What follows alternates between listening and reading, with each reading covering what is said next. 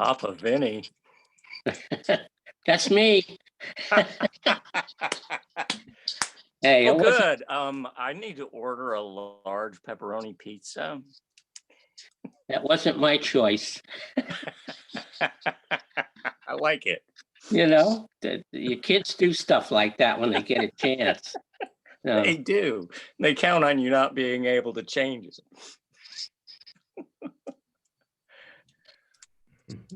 Hey there. Hey there. There's Papa Vinny. Okay, people are popping up. Hey, we're doing okay so far. Good. Yeah. Well, Hi, guys. Hey there. well, tight. Oh, That's Lance, right? yeah, that's me.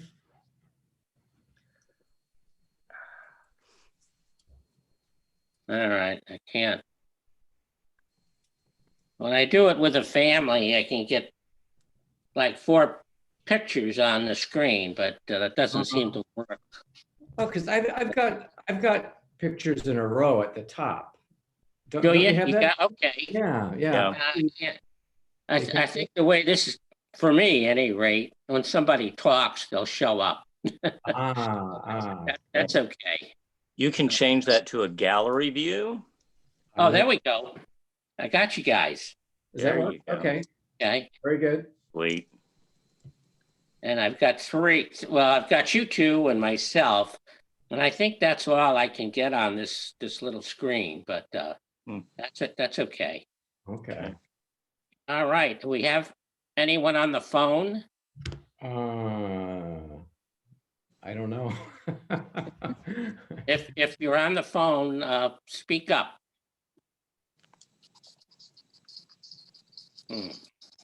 I still have 1 minute before 7, so maybe some people are going to join in another minute or 2. Yeah, it's a couple minutes early, so Okay. we'll see. I know Ken spoke to him today, and he doesn't have the computer stuff so he was gonna call in. I know. Oh, okay. But we've got one. There we go. Now we've got Lori and Okay. Laura Yeah. and Missy. sorry. Okay. Conflating names there. All right. Hey, look, Laura's on. Yep. Okay, I heard you. Oh, and I see Missy too. It's like there's not enough room on my top bar, but if I use an arrow, I can get more people.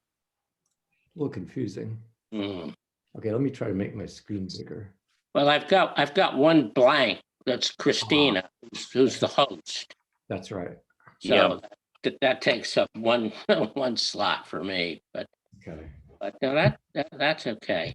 Have you guys got video? Have you got Laura on video? I see Laura. Yep. I can't get. And there's Bill. So Well, hello there. Hi. Hey, Bill. there's Bill. Okay. Bill's on. Okay. All right, we're good. We have right. more than enough for a meeting, so Good. that's that's step one. Well, hey, we're starting at 7 o'clock, right? We got this thing I think came we'll right on start- right away. Right. Yeah. Good. That's great. 7, so the meeting, we call it to order at 7. And let's see, we've got myself. Is Jay, are you on? Mm-mm. I don't see him. No, he's not here. No. You hear him? No. No. Okay. Bill's on, right, Bill? Yeah, here I am. I see him. Okay, Laura, yes. Yes. Doug, Yep. Lance, yes. Okay, 1, 2, 3, we got 5. And And a special guest. Lance, Okay. you're up again for a voting member. Voting since- member, okay. It would have been Ken's turn, but he's not on, so Okay, you get it. thanks. Okay. Did you catch Missy, Ben? She's on. Oh, Yes, Missy. sir. Oh, hi, Missy. I see her at the right edge. Missy, I heard from Roxanne that the council votes on your membership to this commission on the 27th, I think, Wednesday, I think they meet. Okay. So you're going to become full-fledged in a very short time. But in the meantime, do not hesitate to speak up, contribute to any of the discussion that goes on. Just have to withhold you from voting until we get the official letter that'll come out very shortly. Okay. Oh, okay. First item is the review and approval of the minutes from our last meeting, which started out as a pretty good fiasco, but we did get some things done, and Laura's put out a nice set of minutes. So any changes to that, corrections, additions? No? Nope. Okay, hearing none, if someone could make a motion to adopt. I move we adopt the minutes as presented. A second? I'll second that. Second, Lance. Okay, all in favor? Aye. Aye. Aye. No nays? Okay. Nay. Stop. Nay. No nays. All right. All right. Let's see. Next item on the agenda is the fiscal report. And I've got the returns from, let's see, this is as of the 13th.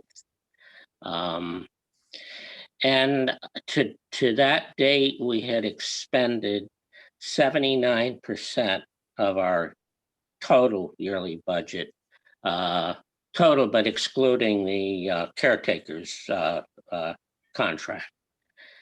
And breaking it down to the Lester House side, we have $1,515 left. And that's it for the rest of the year. So we've got about 5 months to go or thereabouts. So I think we have to probably be, a little bit cautious on what we spend, so we don't. Things sometimes come up, unexpected, and so we want to at least leave something in there for towards the end of the year to take care of those items. And then the Sawmill, there's $1,580 left in that budget. Any questions? So Bill, sorry, Vin, this is Alan. So is the $1,500 for chimney repairs? Is No, that no, to be that's- take? No, Is that to that's- be, Yeah, no, the $1,500 for chimney repairs, we have a PO for, so that's in the encumbered side. So it's treated as an expenditure or a, future expenditure. So that's does not include that. That has been included in the expended. So the 1,580 is what's left. Okay. okay, For- thank you. Could you send me a copy of the chimney repair purchase order? Hey, I'll send it to you right now, Alan. Thank you. Oh, I'm sorry, excuse me. You have the quote. You need the purchase order. Vin has that. My apologies, Alan. Yeah, could you send me a copy of the purchase order, Vin? Yeah, I can. Thank you. I certainly can. I've got the, their proposal, the proposal they sent us for the 1,500. That to activate them, it has to be signed. It's really a contract, and I was tempted to sign it myself and then just see how the system responded to that. Okay, but last go round. When we did work with them, Marcia signed it. I tried to get Ian, the assistant financial person, and he backed away like it was a snake. Wanted absolutely nothing to do with putting his name on that piece of paper. But I'm sure Marshall do it, and then they get I think you guys know 10% up front for whatever. So the signed contract will be sent to them within the next day or two, I think, and also a 10%, which would be $150 upfront payment. That gets us on their schedule, and I think as Don Armstrong said, or it's written in the contract actually, he said start date is going to be, for one, dependent on the weather, and in particular the temperature. They're going to be doing concrete work, repairs, and so forth. And I think he said we have to wait until we have a few days where the temperature will not go below 40 degrees in order to do the work.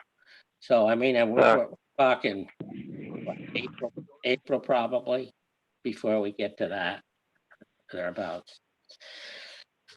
So hello, this is, can you hear me? This is Jay. I'm on the phone. oh, hey Jay. Yeah, Nice sorry to- about that, but my tablet won't. I couldn't get a picture up on the Zoom on my tablet. So I'm on my phone. Oh, okay. Well, It nice.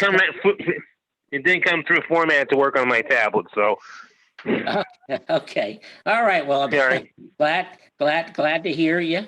And yeah, well, so we're welcome. gonna add Jay's name to those in attendance. You haven't missed much, Jay. Okay. But I think now that you then become, as a regular member, the voting member. So Lance, I'll bow out. sorry to. That's okay. It's, I can take, No, if he wants to do it still, I'll. no, that's all right. Okay. all right. I'm- Okay. Moving along here. Okay, we're to committee reports, and Bill. Yeah, You're up. my pleasure. Yeah, you bet. Then I just want to share with you, I'll actually have to leave a few minutes before 8 o'clock. I had made a commitment to the Boy Scouts when I thought this meeting was going to be last Monday, and of course it was the holiday. So I should be able to stay, I'm not sure it will be complete. I'll let you know at the point I have to leave, but about 10 minutes before 8, I have to get on a call as they're finishing up a meeting. Laura, I sent out just a few moments before, so it make it easier for copy paste as you're doing the minutes, but a few items I wanted to share. We had another survey conducted on the Sawmill to assess repairs or replacement of the steel and concrete pipes in the Sawmill penstock. It was RH White. I wasn't in attendance. I know, Vin, you were. I assume Alan may have been. I know probably a couple were. And we'll I don't know if we have any immediate feedback, but I'm sure we'll be waiting for a proposal of cost, probably similar to what we see from Savvy and Sons for consideration. Yeah. The other item that I want to make sure we're clear on, we talked briefly about it. We did receive a quote from Don Armstrong for the chimney repairs of the Sawmill chimney, and as we'll get that underway, as needed. Also, Ben shared some good news. We had some potentially rotting logs who have moved from the Godino property. And I believe Jay Crowley had some logs, a total of 6 that Ken Geer and Son moved to the Sawmill.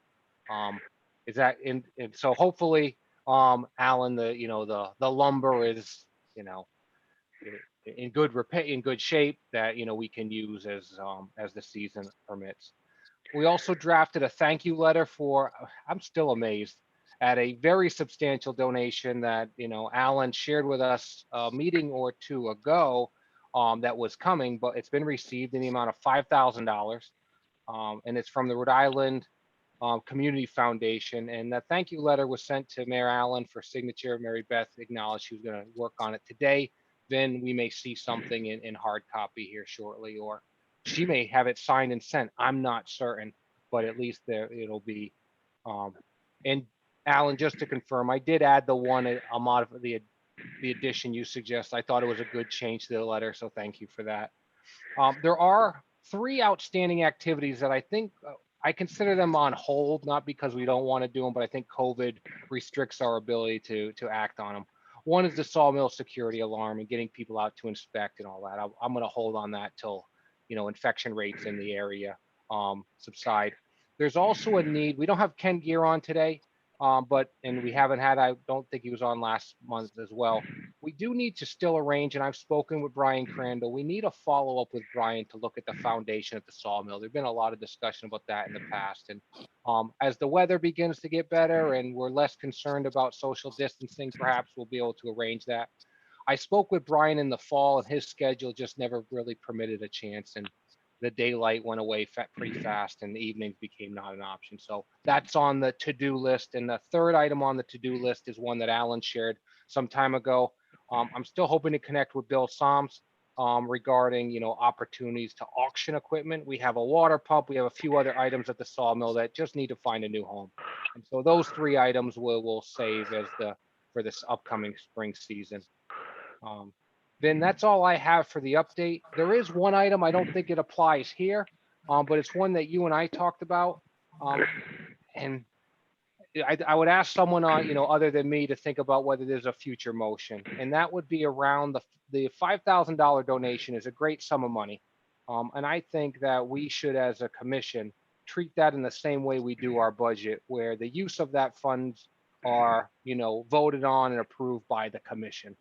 And so the $5,000 belongs to the Sawmill. It was given by a very generous giver to the Sawmill, and it should be used for the Sawmill. But how it gets used, I think we should, use the commission as a voting entity to decide what things we do with that money. Absolutely. So that may come later, and as far as motions, but that's it for me tonight, Vin. That's me, folks. Okay.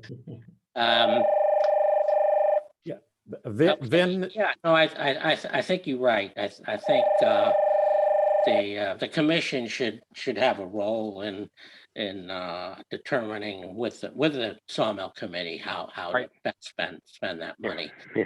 I think with the repairs we need on the pen stock, we should know. But in March, I guess, maybe before, I'm trying to think of the sequence. The budget that we put together and submitted, I think the mayor may go over that and modify it or whatever. And then I think it goes to the finance committee. And there we have a schedule to meet with them in March. They do review of all the commissions and committees and so forth. And then I think goes to the council. and they put together sort of the final version of it. But hopefully this 5,000 we can allocate to something, other than that. But we have to sort of evaluate, I think, if we can't don't get everything we need in our capital request. We've requested enough to do what Savvy proposed. We'll see what White gives us. And we want to do it. We may have to, if we can't get a grant or whatever, that 5,000. Well, there's other money in there too, in the donations account. I don't remember exactly, but there might be something like 55 or 6,000 or something like that. Okay, Alan. Alan, I think Alan had a comment. Yeah, he wanted to talk to Doug about something. There's yeah, I want to just come back to a couple of the things that were just covered first. So regarding the donation, I guess I would advocate for not thinking about that special donation as a replacement for some funding we might not be able to get otherwise from the town. Agreed. So for example, Agreed. think about the work from Savvy and Sons. Now, this is a donation from a family who set up a trust specifically for historic preservation. I would advocate strongly not to use it for a modern repair on the sawmill, for example. My personal view is that would be an inappropriate use of this gift, because I don't know anything about that fund, but I guess what I do know of the family is their interest in the Ledyard Sawmill is the historic importance of the sawmill. So I certainly would advocate in not using that money for, a modern plastic or steel repair to the penstock. But this is something that will have to be discussed, I guess, down the line. And I don't think there's any reason to discuss it further tonight, but I did want to mention it since you brought that up, Vin. Yeah. Well, I'm not advocating that we use it for that, because we have put in requests for what we think is needed to do the repairs to that. But I'm just thinking if we got into a real bind and we're going to shut down the sawmill because something fails, I think we have everything becomes more fair game. Hopefully it wouldn't be used. I looked at the check that came, and it doesn't say. It just says it's a donation to the Ledyard Updown Sawmill. I mean, there aren't any other words or restrictions on it. I don't disagree with you, Alan. I think if we could use it for a restoration project, that would be the way to go. So, but you wanted to talk to, did you have something else? Yeah, I wanted to go back to Bill's comment about getting an inspection done of the Sawmill Northeast foundation and frame by Ken and Brian Crandall. So one of the reasons that's important, I think, is in terms of in terms of the priorities of some of the larger projects we've been talking about. I think we don't know what the priority of those repairs are right now until we have it inspected. So for example, I certainly would not, and I know that Doug Wright and John Agar, the other two volunteers who've worked most at the mill the last couple of years, they agree. We talked about this the other day. Right now, there's no reason to think that repairing that penstock, in absence of other knowledge, ought to be the top priority. For example, if it turns out that work does need to be done, significant work needs to be done on that northeast foundation and frame, maybe that ought to be first. And we won't know that until the inspection's done. So I guess I understand Bill's concern, and I agree that we need to be cautious because of the high infection rate around. But what that means probably is we want to wait on choosing the first big ticket item to fund until that inspection's done. Alan, I would agree. And I think one of the things that's going to aid in our favor is the scheduling. Like the budget's going to take some time to get through the approval process. We don't know what's going to be approved. It's not likely in my mind that we're going to see, $30,000 approved for at least what the Savvy and Sons proposal was. And I think at that point, we're going to start making some decisions around the things that we need to do. And I'd agree. Before we would spend $5,000, $10,000, or $15,000 on the pen stock, we would want to know, do we have a bigger issue with the foundation? And then I will also add regarding possibilities for the pen stock. I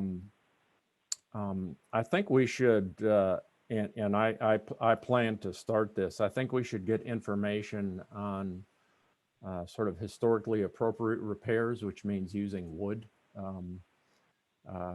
from some millwright companies to get an idea of the cost.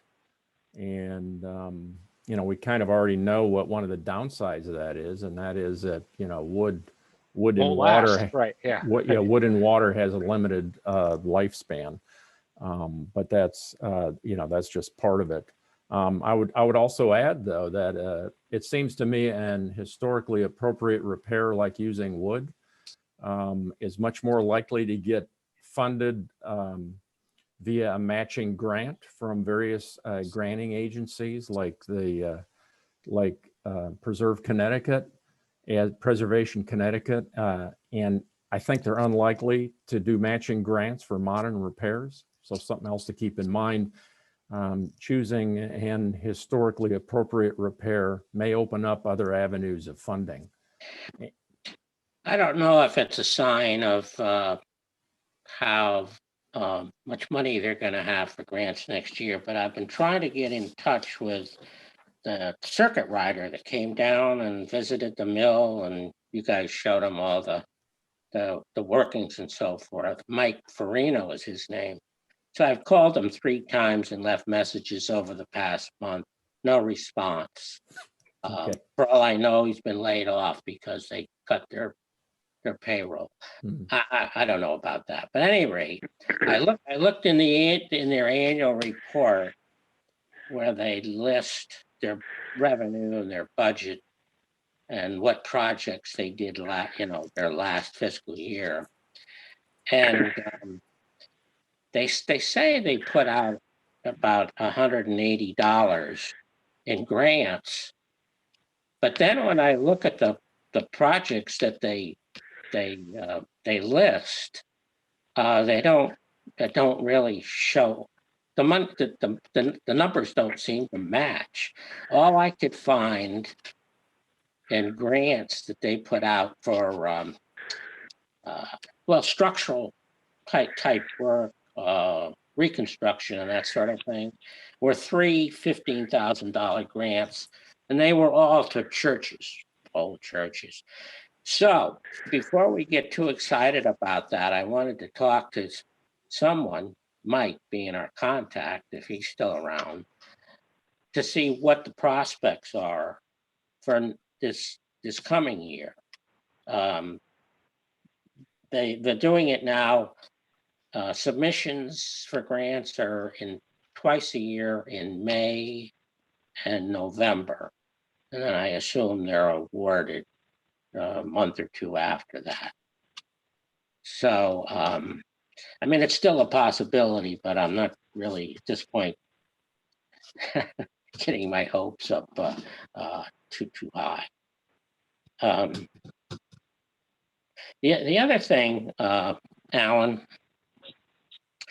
White proposed plastic, a section of pipe that's plastic or PVC or whatever it is, some non-metallic.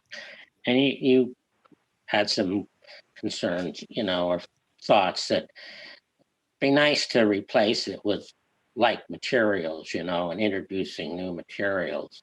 So what I was thinking was contacting them. If you if you or others think that replacing it with a steel pipe, a 24-inch steel pipe, which I think is doable, cut out the old section. They're going to put a plastic one in, cut out the old section and replace it with a 24-inch thicker pipe that's got the interior treated. Asking them to give us a quote for that alternative. Is that something you would want to do or not? Me personally, no, that's equally historically inappropriate. On a small country mill, you just wouldn't have had that in 1870. We're going to have to do something, and it's probably not going to be wood, which is what is historically correct. So I don't. Yeah. Okay. Well, Vin, I think what Alan's raising is, and I think it's fair consideration. We are going to have multiple proposals from around, replacement with modern materials, which we may ultimately have to do. I think Alan's point is, before we should spend any money on that, we ought to look seriously at what is in the realm of possible around a historically accurate replacement, which would be wood. Doesn't mean we do it, but I think before we would want to proceed one way or another, we ought to at least investigate that avenue as well. I'd agree with that. Yeah. So the penstock and water tank that were installed in the 1975 restoration then was wood. That's what was put in. The original was wood. In 1975, a wood penstock and tank were installed and, lasted for 25 years. So, I agree with Bill. Makes sense to look at it. And I consider this a little like Ken Geer has come back at different times. He said, look, we need a new sill plate at the schoolhouse, and every time we put on the real wood, the lower panel keeps rotting out. And we said, you know what, we're not going to use wood on that this time. It's going to look like wood. Unless you got really close, it would be right. But I think on anything we do, we should at least consider what the historically most accurate solutions are. We may find it simply too cost prohibitive to make happen, but we've got some time, and that no one's going to do that repair tomorrow. All right. Yeah. Okay. This is Jay. We're talking about this. We may be looking at something maybe some sort of a hybrid thing, because as a case in point, in the 1990s on the canal in Windsor Locks, Connecticut, they had to replace the viaduct over Stony Brook. And they did that with a combination of the waterway part was concrete. The pathway was rebuilt with a wood frame and wood sides in order to maintain from the riverside the appearance of the original viaduct. So if we can come with something that looks, we have to sometimes realize that it's nice to use original materials, but if we're changing them every 25 years, it's like we're not in an age anymore where labor and materials are cheap. That's the big problem we've got right now. They're both very expensive. Well, back when they built the sawmill, they used lumber from the mill to make the materials to repair the mill. Well, I jumped the gun because I was assuming that would because of cost, which I don't know, but maintenance, and longevity was not something that we really would not be able to do. But if that's still on the table, or we needed to fill out the matrix of alternatives, then somebody's got it, and it's not me, because I don't know who in the wood world is out there that would do this kind of work and could give us an Yeah. estimate. So I would Yeah. like someone, if we're gonna pursue that, to, try to find a contractor that's qualified to do it so we can get a quote. Because right now, we're not doing anything along those lines. Yeah, you may have missed it. Then I said a few minutes ago that I had planned on doing that. Yeah. And so I will plan to do that.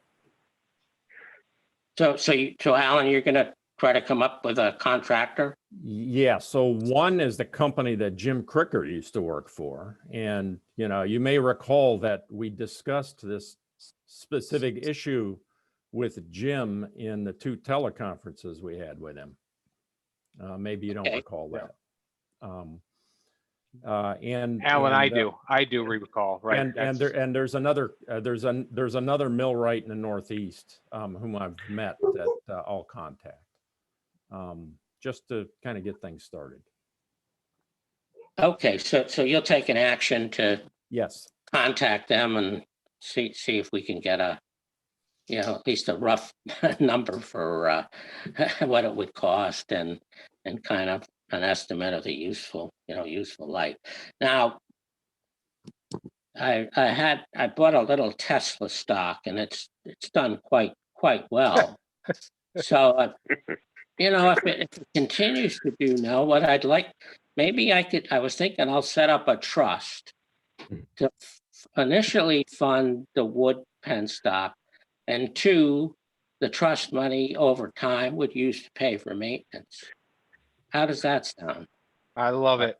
I've You know, got all my seriously, all my money's in water power. If I so- had enough money, I would do it. I My really money's would. in painting. I'm really not there yet, so it's just a pipe dream. You don't But, really need but to me, that would be you don't need all that house, what really. would do be you, Vin? wonderful, really, to restore that aspect of this mill.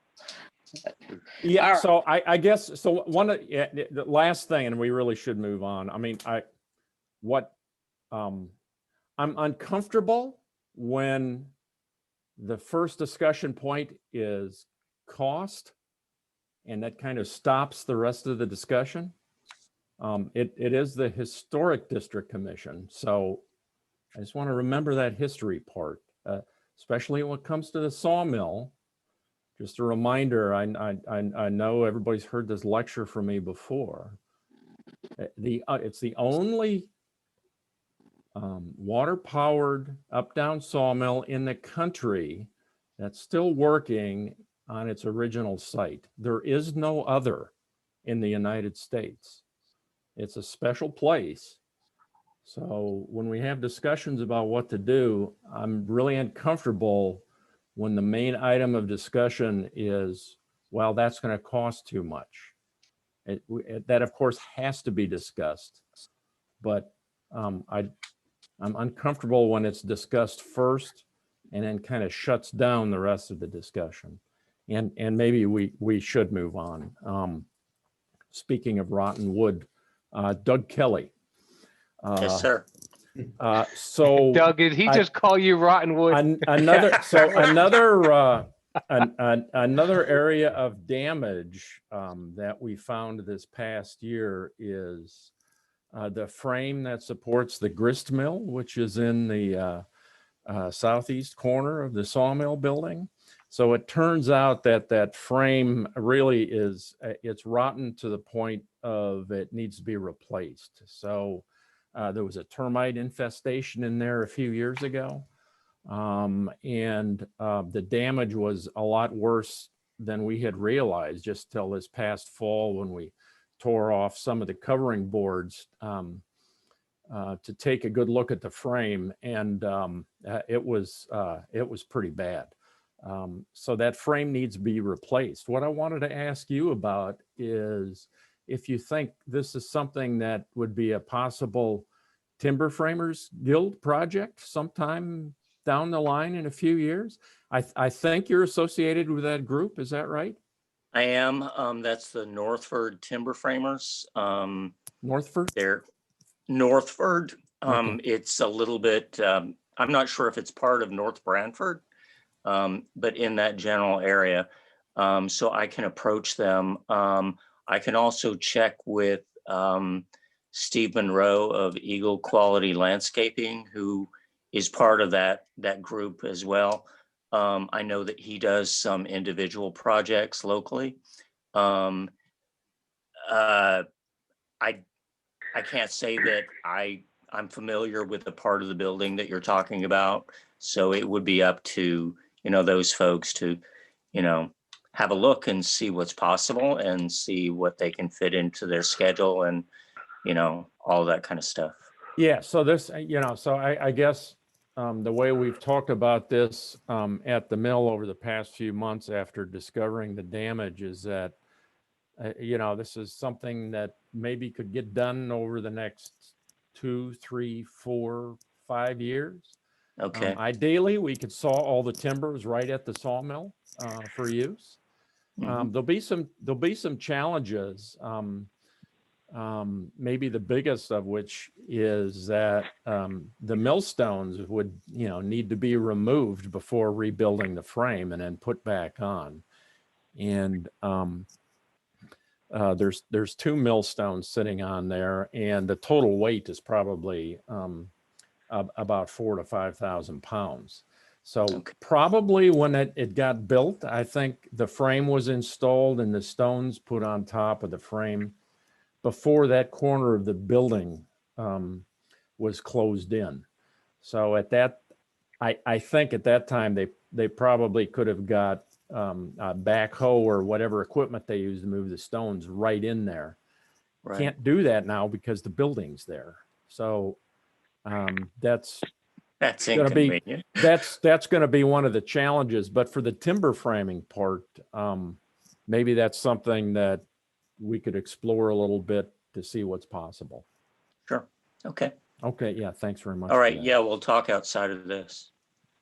Okay. I left you a voicemail the other day, so you should have my phone number. Yep. So Sorry I didn't get around to no calling worries. back last night or today, So, yeah, but I will. worries. So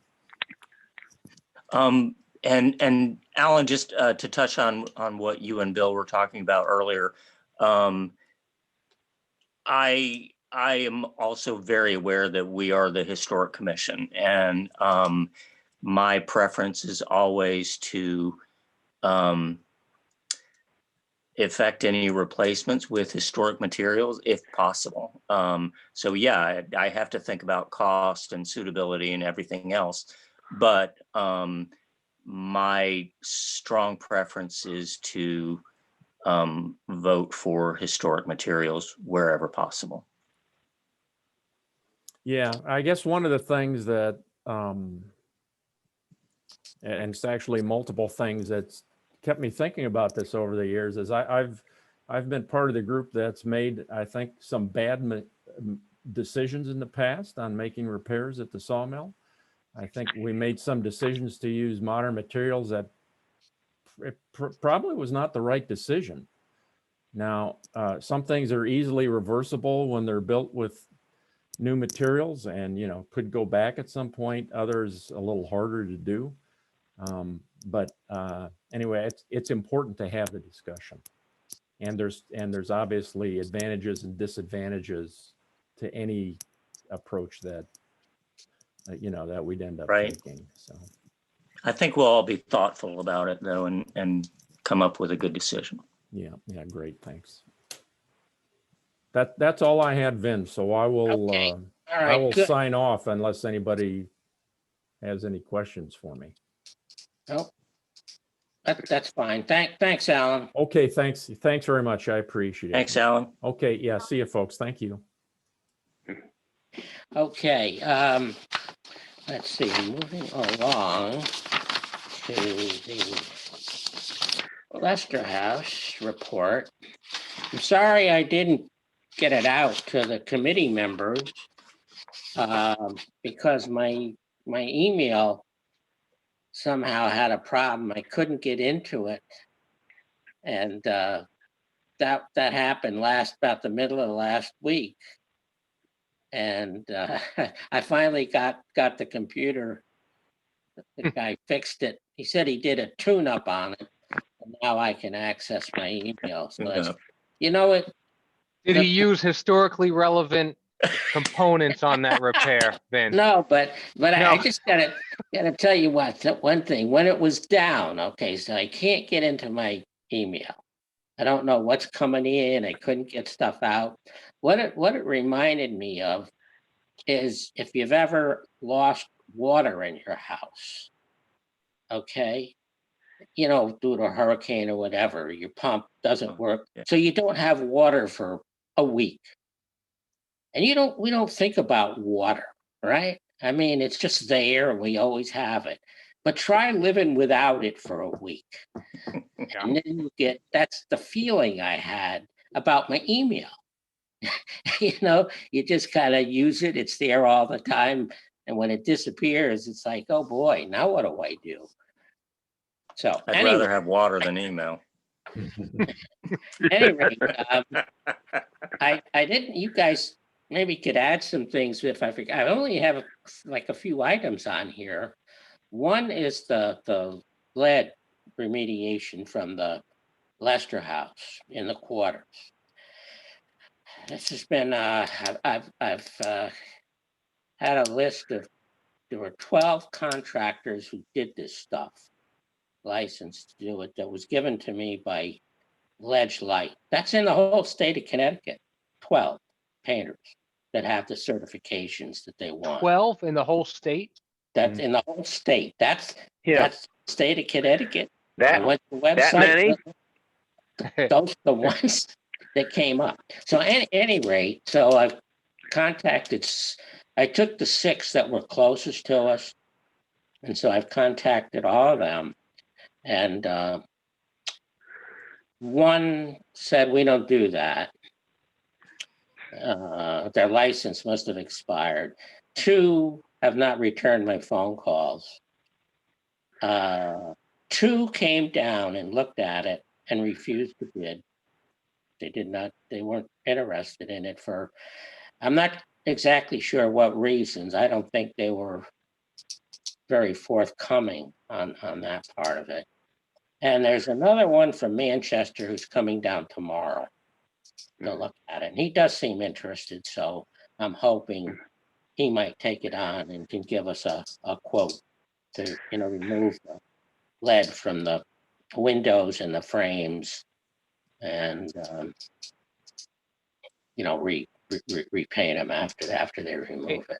Hey, Vin, on that, I know in the past, and I think we talked about this, I don't want to, you know, revisit old discussion points, but will they actually remove it or will they seal it in? I know there's a couple.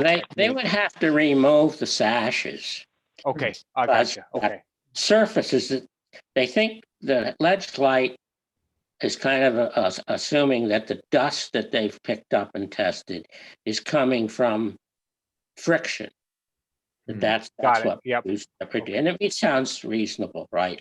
Because they found some on the floors, so people are walking on the painted floors and scuffing them, right? So you're going to generate dust, and then lead is paint. The solution for the floors, which Ledge Light will accept, is to carpet them. Okay, wall-to-wall carpet. That's probably the easiest way to go. And it's the quarters, which is historic, but you know, it's not not part. And some things have been done in there that, you know, for safety purposes and otherwise that we've taken some liberties with.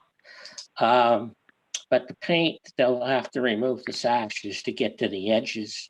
And as a matter of fact, some of the doors probably they're going to need to do some removal on too, because some of those, well, we fixed one, Doug, you know, that was rubbing. And there's a couple others that are rubbing on the floor or on the jambs and so forth. So I'm keeping my fingers crossed because right now I have no idea what this is going to cost. The alternative that Ledge Light gave us was to replace all the windows with new windows. And we're not, that's, Right. you know, talking about $1,200 each, easy. you know, maintaining it. Historically relevant ones. I mean, it's Yeah. expensive and you're getting Anderson replacement windows. I don't imagine what we would actually need in Right. there. So that's quite Yeah, an I think it would have to be done by a company that does, they call it remediation. Yeah. There's, so I don't, unless Anderson has the quals, have to find a contractor that could do that. So at any rate, I mean, that's sort of where we are with that. Not making a whole lot of progress, unfortunately. We cut a purchase order for $250 for materials to put the railing and the guardrails in on the stairs to the attic. And I've already started that with some stuff I had, and I might need some help. So when I've got the material and I'm ready to get over there and kind of build the stuff, I'll let you know, Doug. And I think Laura was offering her husband too. Yep. Hey, Laura. Yep. Yeah. Did you discuss that with Sean? He needs something to do. Oh, he does. I guess Oh, there's been no okay. discussion. It's been decided, Vin. All I'm told. Does he know that you're trying to find something for him to do? He's almost on terminal leave. He needs something to do. Hey, congratulations, Laura. That's fantastic. know. That's wonderful. Okay, well, we'll keep that in mind.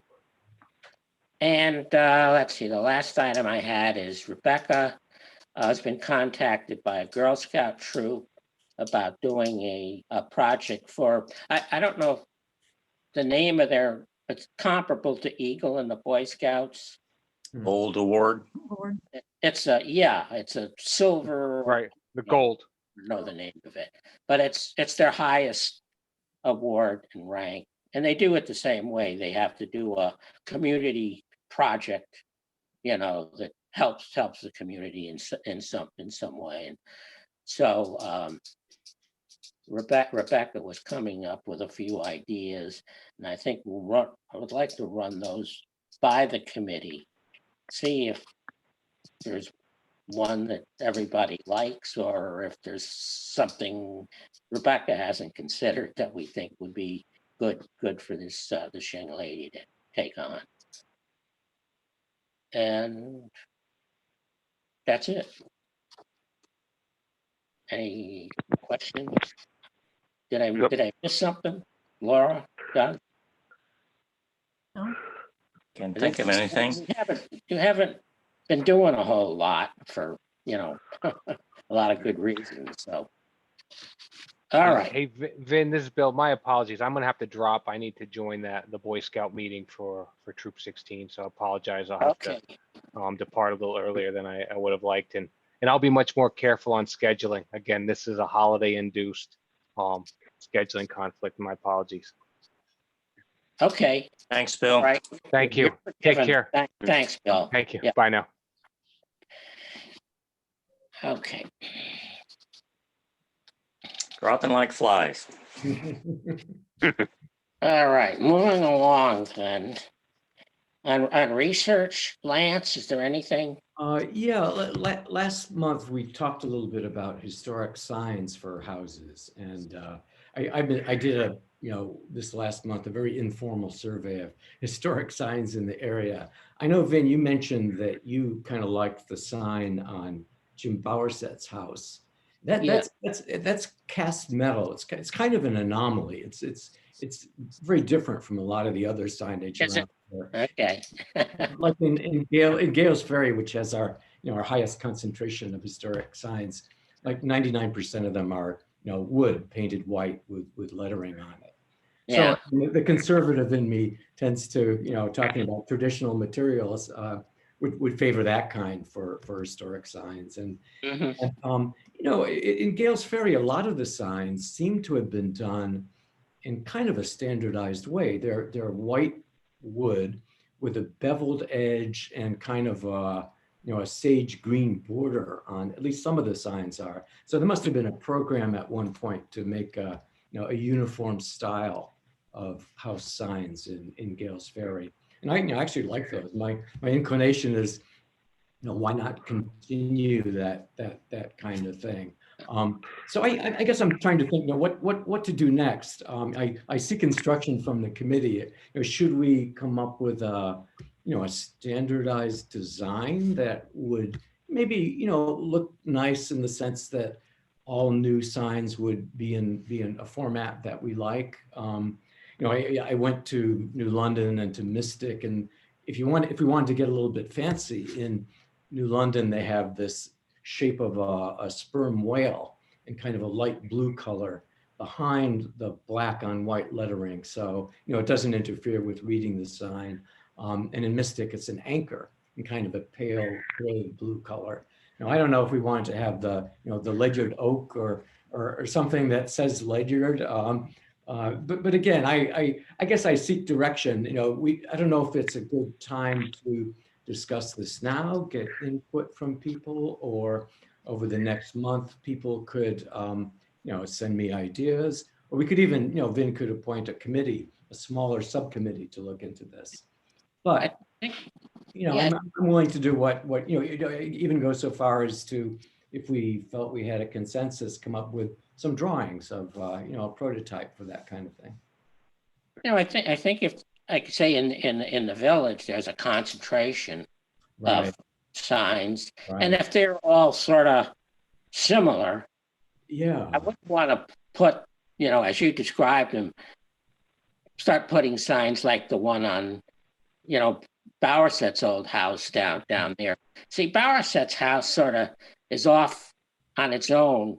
It is. Yeah. There's nothing really around it that I know of. Vinegar Hill's got a couple of houses, but I'm not sure they even have signs on them. But something that kind of goes with what we've got. And I'm not crazy about ornate signs. No, I mean simple is what most simple, go for. And we maybe could agree on what does that mean? What information do we put on the sign? That's another topic. I mean, my own feeling would be we should, allow people to put what information they want, because in some cases they may have the name of they may have an actual date for the house. In other cases, the house I live in, it's really, it would have to be a couple of different dates, and there's some imprecision there too. It would be a circa something. Another thing that I've been thinking about is, what about the name? That in a lot of towns they give the name, sometimes even the profession of the first house owner. Now here's a little problem, because often that's a man's name. The man is the property owner of record, and you kind of wish, if you have Ebenezer Smith's name, you kind of wish you knew his wife and other family names to put on there as well. So, I think we have to be flexible. Mystic is very heavy into the profession of the person who was the first owner of the house. If we have that information, that does give a vividness to it. Cordwainer or carpenter, if we know that. So my feeling is to be flexible and allow people, and ideally we could give them some help too, to put in what information they want to put on. Do you see many with where the builder is put on the sign? Not really. No. The builder, meaning the house, right? The person who actually constructed the house. Yeah. I think it's mostly the property owner. It's usually the original owner. Yeah, it's the original person they can trace either the land records, the property back to. That's usually who they list. Right. This became a question in. Oh, I'm sorry. I was going to say that in New London they found that many of the records show the landowner may very well not be the person who was living in the house. It's because these houses were built in New London on spec in more of a city setting, so it's a little complicated. But would it be possible to get some pictures? Yeah, I could work on that. Yeah. If I feel there's a consensus that you know, a white sign with dark lettering and, you know, I don't know if anyone feels strongly about a signature emblem, you know, like the Ledyard oak, which appears on the town stationery or not. It's like the continuity between Ledyard and Gales Ferry. I do too. I like the idea of, you know, a sage green colored border with a bevel on it. Yep. You know, it's simple. It gets the job done. Well, if you could send a picture of that, I think I got it in my head, but that everyone could look at, and maybe off to the side or with it, the kinds of information that might go that you've seen on different signs. Sure. And we have something each of us can kind of look at and maybe come to some sort of I could come up with something like that before the next meeting and maybe send it to Vin and he can distribute it, or I could send it to the members. I'll do something like that. Yeah. Okay, great. Yeah, I agree with you. It's hard to do things like this over the phone. I don't think that works. Yeah. But even when you put you, but If you need help, maybe if you need help, let me know. Sure. We can use my house as a test case because I don't currently have a sign and I'm in the village. So Yeah. just let me know. Yeah, sure. Send me an email and we could talk about it and see what information you have and what you would like to have there. We'll make a little test case. And again, and I do feel I'd like to get more women's names on there too. You know, it's as if, you know, it's only men who own these houses, and, you know, strictly speaking, men often were property owners, but I'd like to see if we could enlarge on that a little bit. You can even just put the main residence. So not just the wife, but like the known children or whatever. Yeah, that's possible too. You know, there's some complicated ones I was in Norwich town, and, you know, some owners choose to put important or interesting people who lived in the house over the years. And that's another approach. Makes for a bigger sign, but that's interesting too. Yeah. Okay. Well, my wife and I get our vaccine shots tomorrow, so. All right, good for you. Which I think both of us feel a lot safer. But things are moving along. I mean, I'm hopeful that not too far down the road here, we might actually meet, you know, in person, which it's always preferred. I mean, this is what we're going to have to do for a while, but I look forward to getting back to live meetings. Okay. Well, thanks, Lance. All right. Nothing on preservation. Ken is not here, so we have nothing. Ken? Is Ken here? No. Okay. Center School. Jay, the Great Oak Park. Well, it's the Great Oak Park. It's still essentially, we're still waiting to hear about what plans, you know, it's going on with the Avalonia stuff to find out where we actually can look at where we're going to have to cut trails for, because we really shouldn't start looking at doing our trails until we find out where their trails are, because it's kind of like we don't want to have too many trails in one area, if you know what I mean. Yeah, sure. And I haven't heard anything, and you haven't heard anything since this whole thing, pandemic thing. So everything that they're locked down completely, as far as I can tell. I haven't heard anything new from them since last February. Really, have you? So maybe premature. What I was thinking about, if we were sort of ready to go in the not too distant future here, of reaching out to the 3 Boy Scout leaders. We've got 3 packs, you know, and just letting them know what we have in mind. Yeah. To you know, rough out the existing, you know, so that something also, and also go out and do some. Okay, sorry. You know, and if you wanted to do that, but if you think it's too early to put something out, then you could hold off on it. Well, why don't we discuss it next month's meeting? That way I can work some ideas up, because our main thing is, like, I noticed when we went on the trails a few times, when we went out to see that hobo encampment, for lack of a better term, that was out there last summer, a couple of trails where there's logs lying on the trails. We should look to see really about, if we're going to get the scout troops interested in doing work, that maybe as a test bed before cutting new trails, we should actually have them go through and have them go through and help, walk the existing trails and try to, like I said, figure out.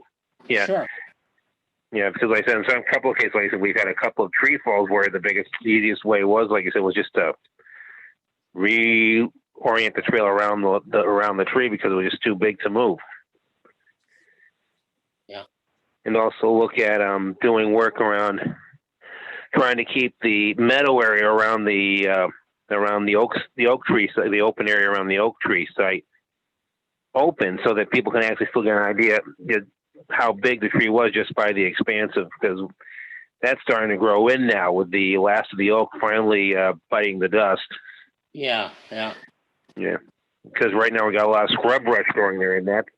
Yeah. No, that would be good. Because that's one thing I've been thinking about is, how do we want to handle the oak site now that the oak is essentially gone?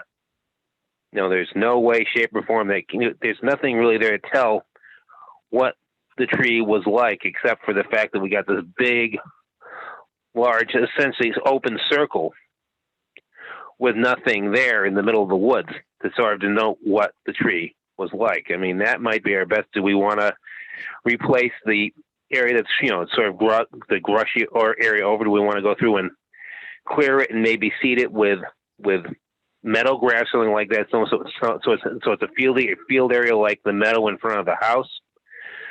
Or do we want to just maybe have someone come in and sort of judiciously prune the existing area to keep the growth down, but not have it just be a big plain field?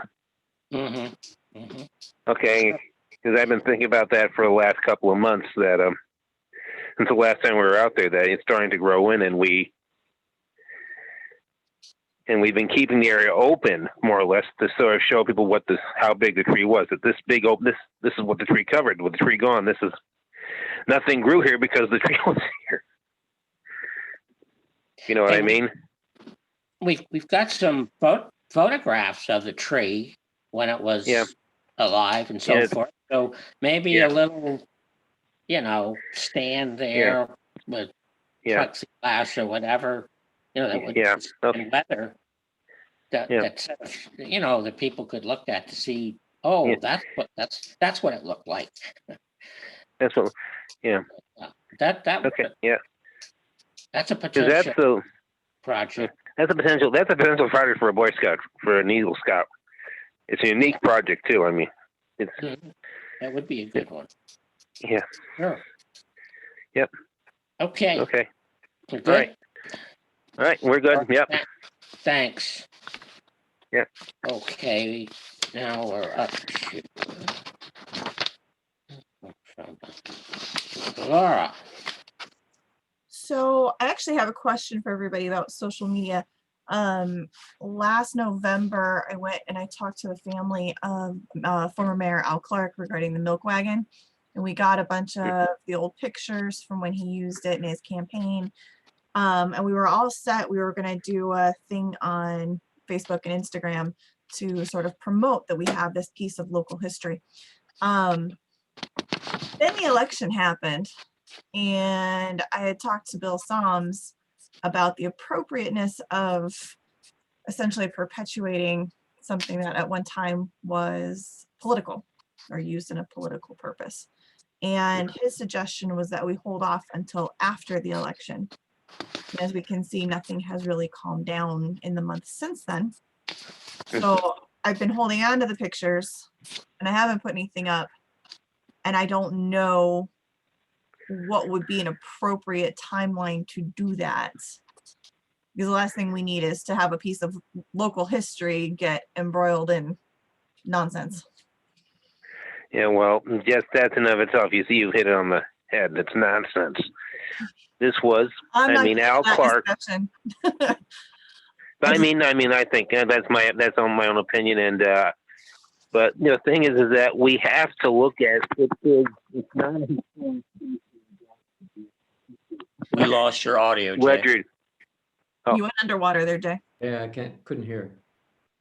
Can you hear me now? Yes. Hello. Yeah. Okay. Well, it's a break. I'm on a cell phone, so what I'm saying is that it is a piece of local history. I mean, Al Clark. I never met the man, but I have heard stories about him. He was quite the character. Yes. You know, I've heard stories about him. He was the mayor, and he came to work in his bib overalls every day with a bottle of whiskey sticking out of his back pocket, wearing sandals. Oh, no. That was Al. I mean, so he's because of, I mean, it's a different age. I mean, this is what he did. This is one of the things he did to draw attention to him in his campaigns. Mhm. It's also, we also have to look at that might be, you know, that it's still a milk wagon, that it's not. I mean, in this area, granted, I don't think there were too many milk wagons connected to farms in Ledyard proper, because they would have to, because that's for home delivery, and you'd find them more, say, up in Norwich or in New London or in Mystic, and not so much in Ledyard. Nobody would be going door to door in a milk wagon delivering milk in that, because my grandfather grew up in the 1890s and early 1900s in New Bedford, and in the neighborhood he was in a fairly, what we would call a suburban type neighborhood. Everybody had a cow in their backyard. Mm-hmm. Most people kept, if they had the room, they would keep a cow in their backyard so they get their own milk. Right. Sure. So it's a different, so just treating it as a piece of local history in regards to the typical milk wagon, it's not really there. But just like I said, the pictures, it's. I think it's fairly harmless. It's from another place in time. I mean, I don't know what party he belonged to. That's. That's the problem, is so all the documentation we have on it, I mean, he was a Republican candidate, and that seems to be the large issue, is we don't want to take a piece of Ledyard history. It really is not Nathan Lester House history, has nothing to do with the property itself, but it is a large part of Ledyard history. And it is large. I believe Al actually had something to do with this commission being founded. So there is a significant bit there for us. It's just, I don't want that to get tarnished and lost because of the current situation. I know. It's kind of like back years ago, back on the 50th anniversary of the dropping of the atomic bomb. Before they restored completely, they took the nose section, the Enola Gay, the B-29 that dropped the bomb, and put up and assembled it in the museum, you know, the Air and Space Museum in Washington. And they had a fight over what to put on the sign next to it. You know, you had the people saying, "No, this is the end of the World War. This brought the end of the World War II and saved thousands of lives on both sides." Other side, this is the beginning of the of the Cold War and our master, the complete anti-war message. And then one man said, "Let's just put it up and don't poke up any sign. Don't say anything. Just let the piece speak for itself." That was Paul Tibbets, the man who flew the Enola Gay on the dropping of the bomb. So if people are that worried about, don't have to put up a big sign. We can downplay it. We can have a picture of it, but just and just say that this is not a piece of, was never used as a milk wagon. It was brought to the town in whatever years Al Clark was used as Al Clark as in his campaigns for mayor. Okay. We don't even have to mention the party affiliation or anything like that. We just show a picture of it, with him out there, and just say that this essentially uses as a campaign float. Sure. I have a question. Yeah. We don't have to say And if people want to know what party he was, he says, well, he was a Republican, but that's, I mean, I and can I mean, if, hold back some of the pictures of the literature because I do have his campaign flyers. His Yeah. family was very, very kind in letting us take scanned copies Yeah. of that. Hmm. I think the party's sort of incidental, or it's not Yeah. necessary to, It the message we have has nothing to do with Democrat or Republican, in my view. it's just what was, what was used as a, it's just an interesting little curio. Actually, it's not a little curio, it's a big curio, but it's a curio of local history. Right. Yeah, What right. time It's not, period are we and we talking about? treat it as such. If people in this day or age are offended by someone from 40 years ago That's using it and they can't, that's, neither here nor there, but yeah, but that's I think the big thing is that people are we've got to stay above, in this case, we got to stay above the fray because our main interest is we do, but we also need to not preservation. provoke the fray. This is a historic commission, and I don't Yeah. want to. Well, if we just,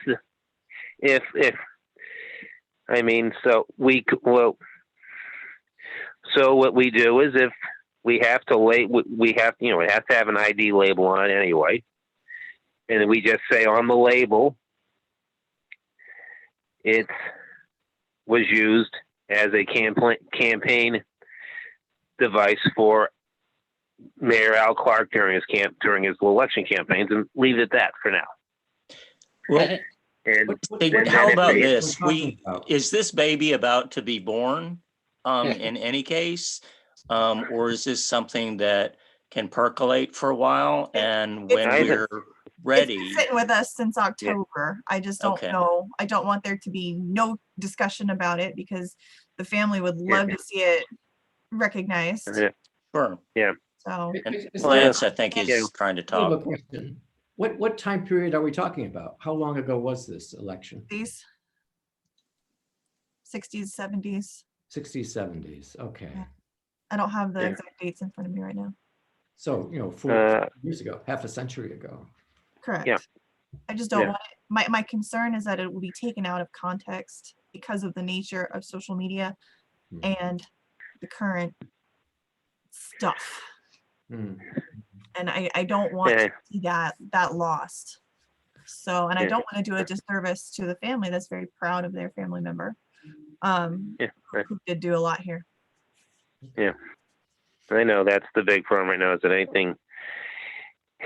It's almost like it's just that people will They will take or they- anything. Yes, but we don't have to shove it off the cliff. We can. Yeah, we can. What? Gently. Yeah, well, we can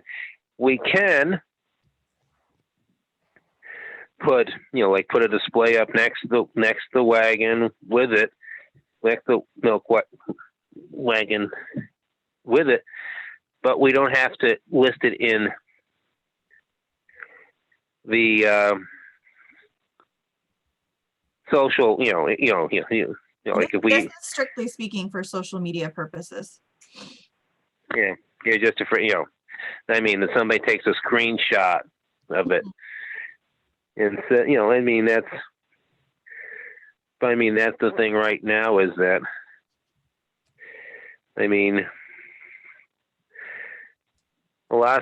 we just have to sit back and see how things go. I don't know if what sort of labeling we have on the wagon, or if any, do we have any sort of an identification label on the wagon? Like when you go to the New England Air Museum, each aircraft or each piece of equipment has. Regarding these are pictures of the wagon being used on his campaign trail, along with the Model T that his opponent was using. This is it's living history. It's his campaign flyers, all things provided by his family, as well as pictures of the wagon itself sitting in the barn, because otherwise it's just sitting there and it's not doing anything. Yeah. So, but I don't want to provoke anything unnecessary. I mean, we've got a couple options. We can sit on this. It does not have to be done right now. Yeah. I feel bad not doing anything on social media, but with the way Yeah. things have been. So we do have that option. We can just sit on it, or I can hold back the pictures that list the political party that he was affiliated with. But I don't know how much of that is going to detract from the story itself. And that's really what Yeah. we're using social media for, is to tell the story of the people behind the artifacts. Yeah, no, that's the thing. So So I'm I know. comfortable holding off. I mean, it's a shame. We hold off for now, see how things sort of pan out, because right now, everything is eggshells. Fair enough. I mean, Yeah. if we just put something, it's a display. Yeah. And I think there's a lot of interest in it, from what Rebecca says. People that come into the barn, Correct. two things that attract them. One is the dog treadmill, and the other is the milk wagon. And yeah, the milk wagon in and of itself is. I don't know if she uses That's the word Republican, but I think she tells the story that former mayor used it as a Yeah. When you're talking about a social media campaign, though, people take that at face value. And like Jay was saying, with screenshots, they're not going to look and see look anything past exactly what we put on that screen. Yeah. So that's what makes this a little bit different. When they come in for a tour and Rebecca gives them the story, it's much different. They go more in depth. There's a greater understanding because they're speaking to somebody as a teacher versus their own opinions and inflections on what they're gathering from text. So I mean, if we just didn't use the word Republican, it's printed on the campaign flyers that I have pictures of. So that's really be on the flyers if you had that. Well, maybe we can't give them the whole story, Yeah. We just. It's a shame that we can't. I mean, I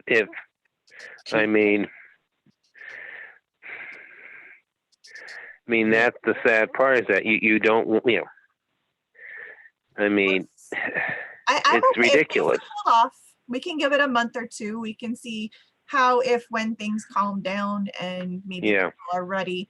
And then we can give them the full story, because I don't want to do the family any disservice.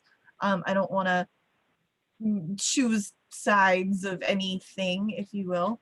I just want the story of a kind of neat artifact that we have in the barn. And I want to put it out correctly. Yeah. Hey, Laura, would it make any kind of sense to, put it out in a couple installments or more?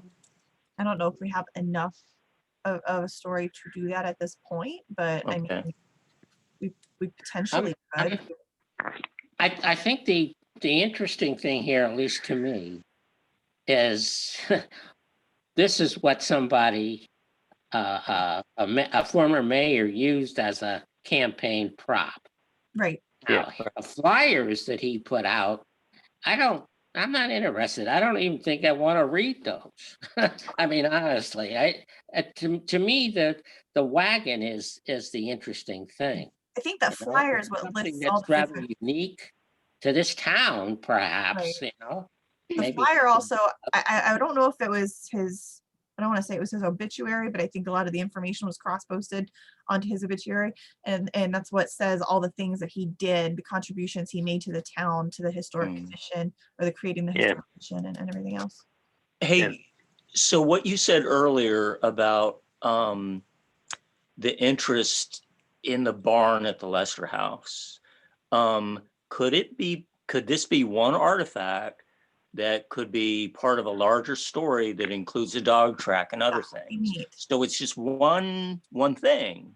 Hey, here is an artifact that teaches you something about local history.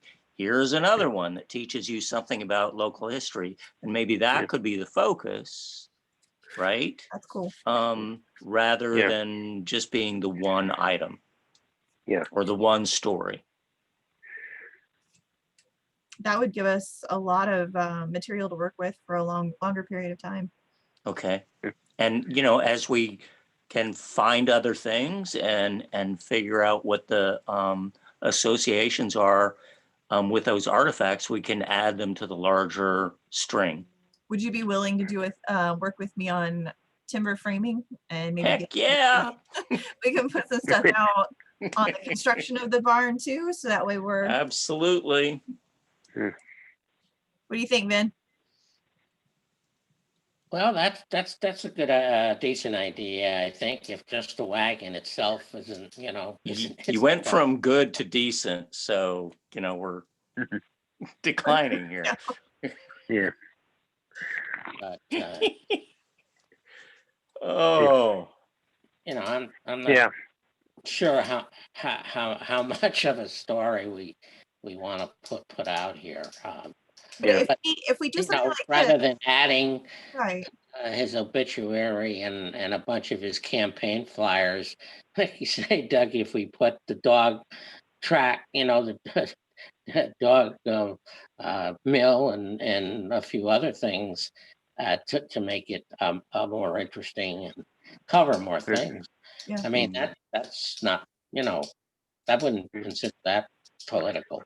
It's really distressing to see where we are in this country, that you can't, you know, before you put some history out there, you got to think through the way it's going to be received and what kind of noise it's going to make. I mean, this is nuts. Well, I think then that so just like what Lance was talking about earlier with the signs. So we come at history from where we are right now, right? And some of the current events actually do make us think in a different way about the past. So whether it's okay, so it's the Simeon Bailey house. Well, you know, who was his wife? What about the Rebecca Bailey house down the road? You know, that kind of thing, right? And so the present does inform us in a different way about the past. What, you know, the Enola Gay, yeah, you can say it did this, or was it the instrument that brought death to 100,000 people? You know, there's always a different inflection on it. We're going to have differences of opinion. There were differences of opinion in the past. We have to face things honestly, right? Do our best not to rake up muck or anything. We have to do this responsibly. But, you know, I think it's important to present these things with different points of view. Yeah, I mean, what's our objective here? I mean, one is to show some things that would interest people enough to come visit the Lester house and the barn. Right. Okay, that's one objective.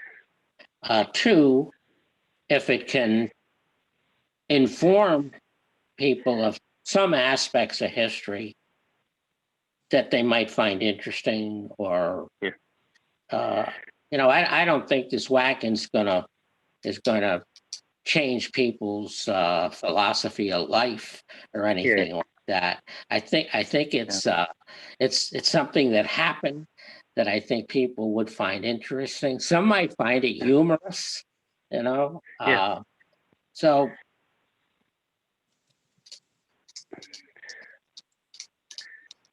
I guess my feeling is that it's a half a century ago. It shouldn't be controversial, but you know, I sense Laura's unease, and I have to respect that. And I wonder if we should let it rest for a little while. Yeah, I think we should probably wait till things calm down. I mean, I think once this whole pandemic thing blows over and people start to feel normal again, maybe we won't be so much on edge. Because I think, I mean, I know I've been thinking of, I mean, back when this whole thing started, when they locked down the state, more or less, I'm one of the few people, of my group of 10 people in my group. I'm only one of 2 people who are actually in work all the time. We're probably safer, and I'm probably safer at work than I am any place else. But no, the big thing was when they lifted the restrictions. Well, we can go to other things and we can go shopping other places other than the grocery store. I mean, right now that's the big thing is I still go past and like, you know, last Saturday I went out shopping and I went down 184 past the entrance of the Cobb Family Park, and the parking lot there was packed because people are out there. Even in a cold, moderately, it was about 40 degrees outside, and people are outside going one of the few places they can actually go where they can actually spread their legs and move around. Because all the other things that they have for them aren't there anymore. So, I mean, that's the thing. Once this whole thing blows over, maybe we'll catch our collective breath and realize that we should just, our trails have been very busy with the coronavirus, and I think even in the cold weather, there's people go out and go hiking, just to get out and get some fresh air. Well, Yeah, people yeah, are I mean, hungry to Well, get out of the I house mean- and do things. And if, yeah, just Yeah. like at Christmas, we couldn't invite them in, so we gave them something to look at. We just have to, keep doing that. And social media is one way to do that. Yeah. To do it responsibly That's Yeah. is the way to go. Well, is there a consensus that we should hold off on this for a little bit till the virus is, and maybe the political situation quiets down? I like the idea of holding off and building a broader story about the barn itself and more of the artifacts. I think that's a great way Yeah. to. It also incorporates it with the collection. So I think too, if you wanted to maybe put something out there like a teaser, just say, hey, look at the space for the next couple of weeks, months, whatever.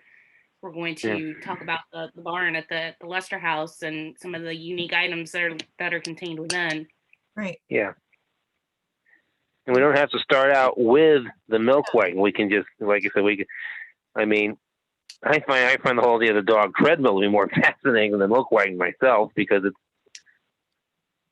such, Right. it's Yeah, it's a story that hasn't been told, and people, Well- they need to know why it's in the barn when it doesn't have any actual connections to the Lester House. yeah. Now, speaking Well, the of, thing is, I don't know how many of the tools and implements in the barn actually came with the Lester House itself. Not a lot of That's them. They're Not a lot. they are period examples of They're- what would have been They're used. The milk wagon Yeah. is not. The milk wagon is just kind of, It's it's because there because it was it was dropped off. well, it was a request by the family. We do have updated paperwork on it. It is loaned to us, and it's because the Lester House is a preserved portion of Ledyard, and the family wanted that milk wagon, that part of Al Clark's story, to be preserved as well. So we Yeah. don't exactly have another place to put it. Yeah. Anyways, that's all I got for you, Vin. so we're gonna hold off a bit. Yep, we're gonna build a broader story Let's about more of the artifacts. Hopefully things calm down. Yeah.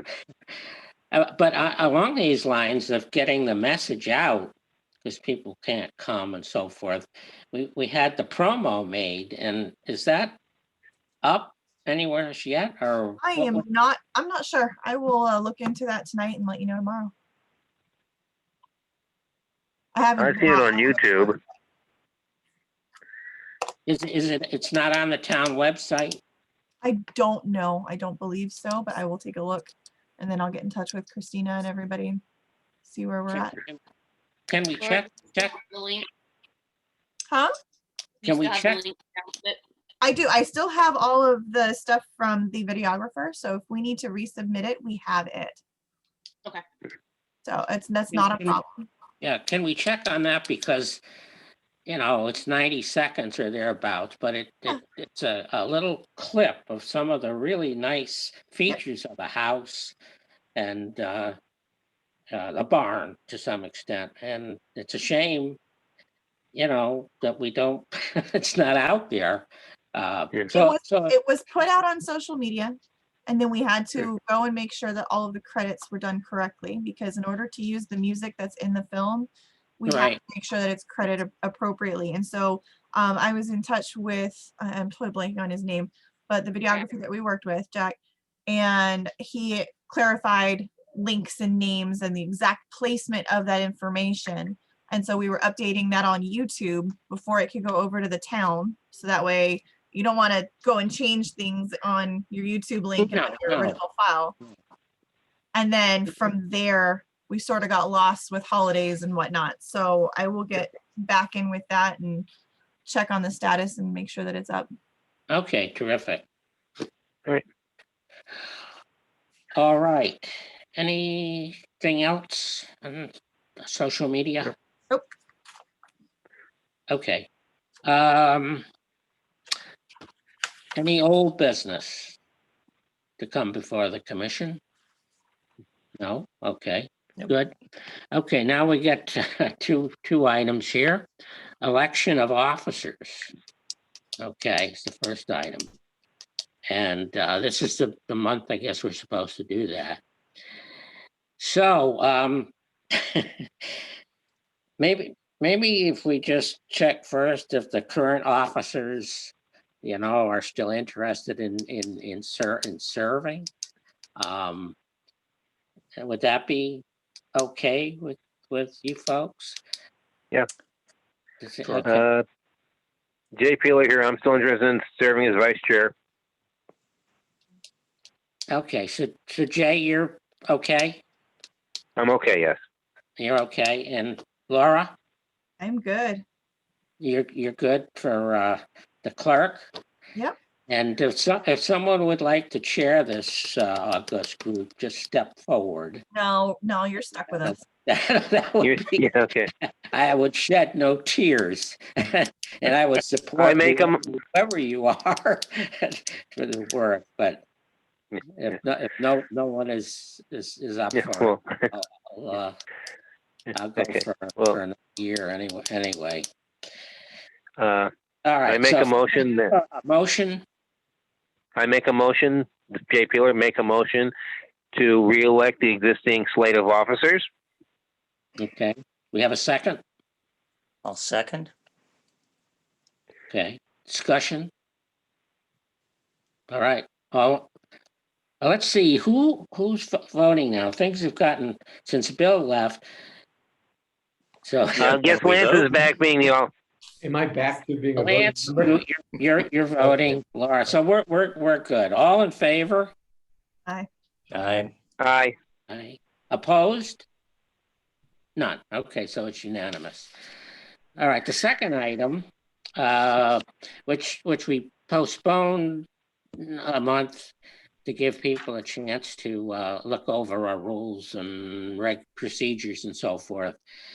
Are there any changes to that someone would like to propose?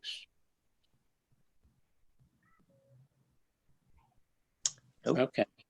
Hearing, I'll entertain a motion to accept our current rules for another year.